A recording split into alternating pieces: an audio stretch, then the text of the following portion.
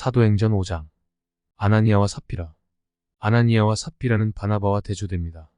아나니아는 바나바처럼 자기의 전 재산을 바쳤다고 하는 감동을 교회에 주려고 거짓말을 함으로써 교회 공동체만 아니라 성령님을 모독한 것입니다.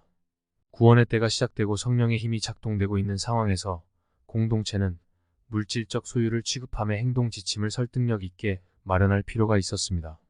아나니아와 삽비라는 믿는 무리 가운데 있었으나 영성에 있어서 위선적인 신뢰가 되었습니다. 때문에 하나님은 스스로 교회를 정화하셨습니다. 아나니아는 자기의 소유를 매도한 돈 전체를 하나님께 바치겠다고 공개적으로 약속해놓고 교회에 낸 액수를 속였는데 이는 이기심의 영적 위선이었습니다. 그는 자기 안에 계시는 성령께 거짓말을 한 것입니다. 고전 6장 19에서 20절. 삽비라는 하나님의 인내를 시험합니다. 이런 노골적이고 주제넘은 행동이 얼마나 어리석고 큰 죄인지를 지적해 보여주어야 했기에 하나님의 징계가 내려진 것입니다. 그들이 성령을 시험한 죄로 죽게 된 것을 본 교회는 교회 내의 위선으로 인한 죄의 결과가 죽음이라는 것을 배웠습니다. 사도들을 통한 기적과 교회의 확장행 5장 12에서 16절, 2장 42에서 47절과 4장 32에서 37절, 5장 12에서 16절은 교회의 성립과 확장을 나타냅니다. 성령의 열매로 자발적인 재산 공유적 공동체로 남녀의 많은 무리가 예수 그리스도를 믿습니다. 사도들을 통해서 표적과 기사가 많이 일어납니다. 모든 사도들이 여기에 가담합니다. 비록 베드로가 계속해서 중심에 서 있기는 하지만 15절 베드로만이 표적과 기사를 행하는 것이 아닙니다. 예루살렘 주변에서 수많은 병든 사람들과 귀신 들린 사람들이 운반되어 왔으며 그들은 모두 사도들을 통해서 치유되었습니다. 사도들을 통해서 예수 그리스도의 사역이 공개적으로 계속됩니다. 막 6장 53에서 56절.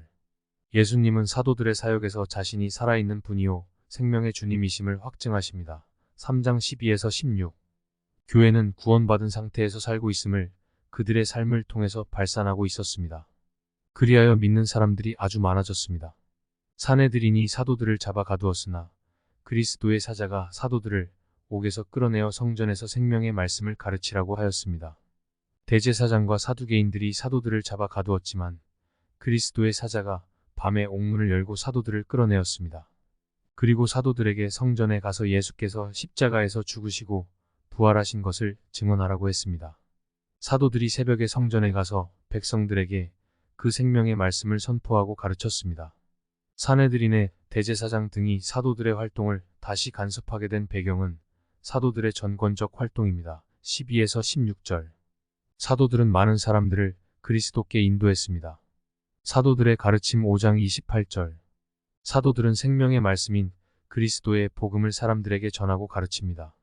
성령이 오신 후 교회사 최초의 가르침은 베드로의 설교였으며 그 설교는 3,000명을 회개하도록 하여 교회가 되었고 안진뱅이 사람을 고쳐주고 한 설교에서는 성인 남자만 약 5,000이었고 여자와 어린이들을 합하여 무수한 사람들이 믿었습니다.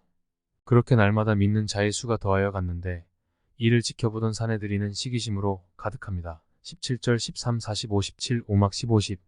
성전에서 생명의 말씀을 가르치고 있던 사도들을 사내들이니 다시 잡아와 백성의 눈치를 보며 왜 자꾸 부활 예수의 이름으로 가르치느냐며 자기들은 예수와 아무 상관이 없는데 사도들이 그렇게 가르치는 것은 사내들인 자기들에게 예수의 피를 돌린다는 것입니다.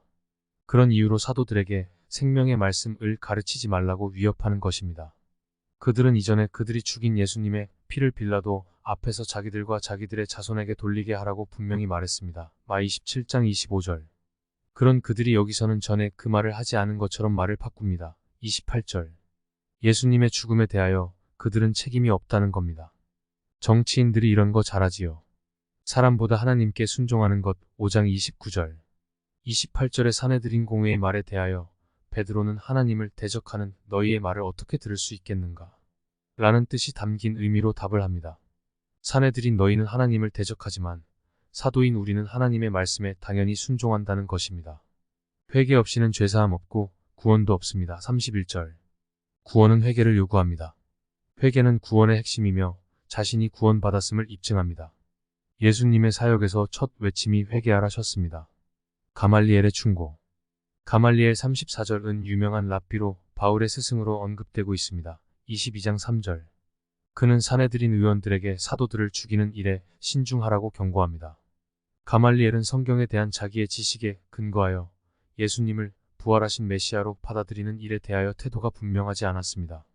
사내들인 회원들이 가말리엘의 말을 받아들여 사도들에게 채찍질하며 부활하신 예수 그리스도를 증언하는 일을 하지 말라고 하며 사도들을 놓아줍니다. 사도들은 불의하게 채찍질 당했습니다. 그들은 구약 성경이 한계로 정한 40대를 넘지 않는 선에서 39대의 채찍질을 당했을 것입니다. 그러나 사도들은 부활의 주님의 이름을 위하여 능욕을 받는 것을 오히려 기뻐하며 사내들인을 떠났습니다.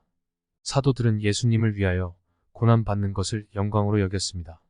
채찍에 맞음으로 부활 주님을 증언하는 일에 더욱더 확신을 가지게 되었습니다. 누 6장 22에서 23절, 베전 4장 12에서 14절. 사도들은 늘 그리스도를 사람들에게 가르치고 전하였습니다. 사도들은 사람보다 하나님께 순종하는 것이 마땅하니라 는 말씀에 따라 행동하였습니다. 29절.